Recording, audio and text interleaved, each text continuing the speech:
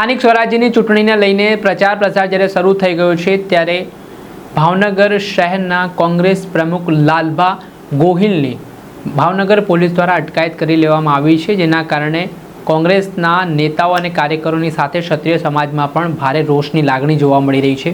આ મામલે કોંગ્રેસના સાંસદ શક્તિસિંહ ગોહિલનું નિવેદન સામે આવ્યું છે। શું આક્ષેપો તેમણે લગાવ્યા છે, વિગતે વાત કરીએ। વૈષ્ણવજન તો તેને કહીએ જે પીડ પરાઈ જાનાને રે।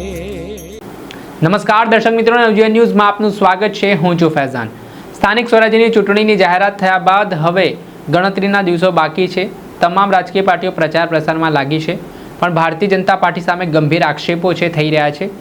વાત જે છેલ્લા દિવસે ફોર્મ પરત ખેંચવાને લઈને ઉમેદવારો પર દબાણ કરવામાં આવ્યું, ધાકધમકી આપવામાં આવી તેવા આરોપો લાગ્યા। ત્યાં સુધી તો વાત ઠીક છે, પરંતુ ભાવનગરના શહેર કોંગ્રેસ પ્રમુખ લાલભા ગોહિલની રાત્રિ દરમિયાન પોલીસ દ્વારા અટકાયત કરી લેવામાં આવી ને આ ઘટનાથી કોંગ્રેસના નેતાઓ અને કાર્યકરોમાં ભારે રોષ જોવા મળી રહ્યો છે, નારાજગી જોવા મળી રહી છે અને ભાવનગરના સ્થાનિક પોલીસ સ્ટેશન ખાતે કોંગ્રેસના સમર્થકો અને ક્ષત્રિય સમાજના આગેવાનો દ્વારા વિરોધ પ્રદર્શન પણ કરવામાં આવી રહ્યું છે ને આ તમામ બાબતો વચ્ચે હવે કોંગ્રેસના સાંસદ શક્તિસિંહ ગોહિલની આ મામલામાં એન્ટ્રી થઈ છે, જેમાં આ ઘટના મામલે શક્તિસિંહ ગોહિલે આકરી પ્રતિક્રિયા આપી છે અને તેમણે કહ્યું છે કે ભારતીય જનતા પાર્ટી હવે હાર ભાળી ગઈ છે, તેના કારણે કોંગ્રેસના નેતાઓ અને કાર્યકરોને કેવી રીતે દબાવવા તેવા પ્રયત્ન કરવામાં આવી રહ્યા છે। જ્યારે ભાજપથી બચાવવા માટે કોંગ્રેસે પોતાના ઉમેદવારોને સેપરેટ જગ્યા ઉપર મૂક્યા, ત્યારે તેમના પર ખોટા અપહરણના આરોપો થઈ રહ્યા છે। પહેલાં સાંભળો આપ શક્તિસિંહ ગોહિલને।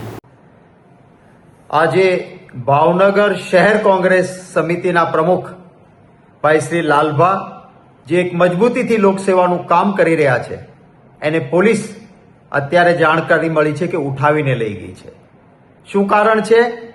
કોઈ બાબત નહીં, જે ભારતીય જનતા પાર્ટી હાર ભાળી ગયા પછી લોકશાહીમાં જે માન્ય નથી, જેવા હાથગંડા કરી ન શકાય એવા હાથગંડા કરીને ઉમેદવારોના ફોર્મ પાછા ખેંચાવવા માટે આકાશ પાતાળ એક કરવા માટે ભાવનગરમાં મથતા હતા, કારણ કે ભાઈ મુક્ત ભ્રષ્ટાચાર કર્યો છે।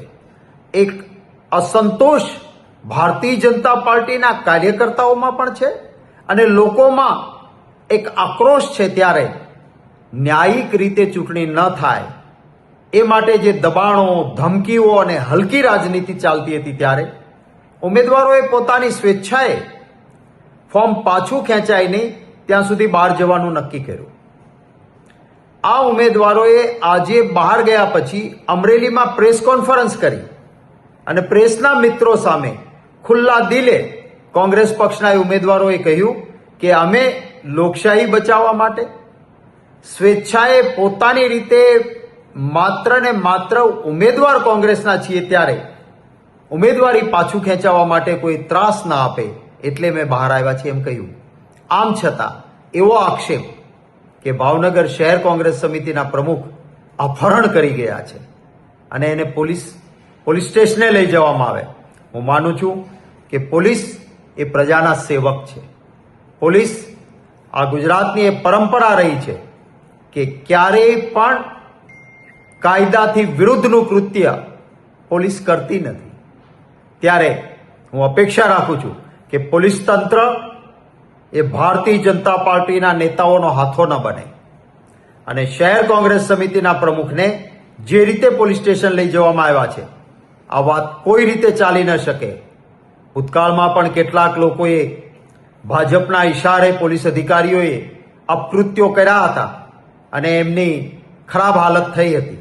હું આશા રાખું છું કે પોલીસ એ નિષ્પક્ષ રીતે તટસ્થતાથી ચૂંટણી યોજાય એમાં કામ કરશે। લોકશાહીમાં ચૂંટણી એ પવિત્ર પર્વ છે। જેમ ધર્મશાસ્ત્રમાં આપણે યજ્ઞ યોજીએ તો એમાં આહુતિ આપી શકાય, એમાં એ હવનમાં હાડકા ન નાખી શકાય, એમ ચૂંટણીઓમાં ખેલદિલીથી ચૂંટણી લડવાની હોય, લોકો ઈચ્છે અને મત આપે ને ચૂંટાય અને સેવા કરે, પરંતુ ભારતીય જનતા પાર્ટીને તો ધન સંગ્રહ કરવા માટે, લૂંટ ચલાવવા માટે, જાણે લોકશાહીમાં પોતાનો માત્ર ને માત્ર એકાધિકાર હોય એ રીતે સિનિયર નેતાઓ ભારતીય જનતા પાર્ટીના, મિનિસ્ટરો ભારતીય જનતા પાર્ટીના કાયદો તોડવાનું કહે કેટલા અંશે આ છે? અરે હું પણ સરકારમાં મિનિસ્ટર હતો, બતાવે એક દાખલો કે સત્તાનો દુરુપયોગ કર્યો હોય. ચૂંટણીઓ અમારા સમયમાં પણ યોજાતી હતી, પરંતુ ક્યારેય તંત્રનો દુરુપયોગ નહીં, પૈસાનો દુરુપયોગ કરીને કોથળાઓ ખોલીને ભ્રષ્ટાચારના નાણાં ચૂંટણી જીતવા માટે વાપરવાનો આ આપણા ગુજરાતના સંસ્કાર કે પરંપરા નથી. હું મારી વહાલા ગુજરાતના મતદાતાઓને પણ જરૂર વિનંતી કરીશ કે આ લોકશાહીને કલંકિત કરતી પરિસ્થિતિ સામે જે સુજ્ઞજનો છે, જાગૃત મતદાતાઓ છે, એ પણ જરૂર આની નોંધ લે અને ભારતીય જનતા પાર્ટીને આનો સબક શીખવાડે. હું મારી આ વિડીયોની સાથે જે ઉમેદવારોએ આજે અમરેલીમાં પ્રેસ કોન્ફરન્સ કરીને કહ્યું, કોંગ્રેસ પક્ષના ઉમેદવારો ભાવનગરના, કે અમે અમારી રીતે આવ્યા છીએ, ખુલ્લા દિલે પ્રેસના મિત્રો સાથે વાત કરે છે, ત્યાં કોઈ એમને અપહરણની વાત નથી. તો પછી ખોટી ફરિયાદ અથવા કુટુંબના સભ્યોને ગેરમાર્ગે દોરીને કે તમારા ઘરનાને ઉઠાવી ગયા છે, આપો ફરિયાદ, અને પછી શહેર કોંગ્રેસ સમિતિના પ્રમુખને ઉઠાવીને પોલીસ સ્ટેશન લઈ જવાના, આ ન ચાલે. હું તમામ કોંગ્રેસના કાર્યકર્તાઓને પણ વિનંતી કરું છું કે અન્યાય સામે આપણે અંગ્રેજોની સામે પણ આ દેશના સ્વાતંત્ર્ય સેનાનીઓ આપણી વિચારધારાથી લડ્યા છે. આપણે એમના સામે પણ આપણી વિચારધારા ઝૂકી નહોતી. તો ભારતીય જનતા પાર્ટીને જે અત્યાચાર કરવા હોય તે કરે. કોંગ્રેસનો કાર્યકર્તા બબ્બર શેર બનીને લડશે. જનતાને પણ, મારા વહાલા મતદાતાઓને પણ વિનંતી કરું છું, ગુજરાતના નાગરિકોને વિનંતી કરું છું કે જ્યાં પણ આવા અન્યાય માટે કોંગ્રેસનો કાર્યકર્તા લડવા નીકળે એને પૂરો સહયોગ આપજો. અને કાર્યકર્તા મિત્રો પણ શહેર કોંગ્રેસ સમિતિના પ્રમુખને પોલીસ સ્ટેશન લઈ ગયા હોય તો ત્યાં હાજર થઈને કોઈ અન્યાય હોય એની સામે ગાંધી ચિંધ્યા રાહે આપણે આપણા અધિકાર માટે લડવાનું છે, એ વાત યાદ રાખજો. જય હિન્દ, જય જય ગરવી ગુજરાત. આપણે સાંભળ્યા હતા શક્તિસિંહ ગોહિલ, જેઓ રાજ્યસભાના સાંસદ છે, તેમણે આ મામલે પ્રતિક્રિયા આપી છે. જે લાલબા ગોહિલની અટકાયત થઈ છે તેને લઈને ક્ષત્રિય સમાજમાં ભારે આક્રોશ જોવા મળી રહ્યો છે અને તેમને તાત્કાલિક ધોરણે હાજર કરવામાં આવે તેવી માંગ પણ ઉઠી છે. દર્શક મિત્રો, આવા જ વિડીયો જોવા માટે નવજીવન ન્યૂઝ જોતા રહો.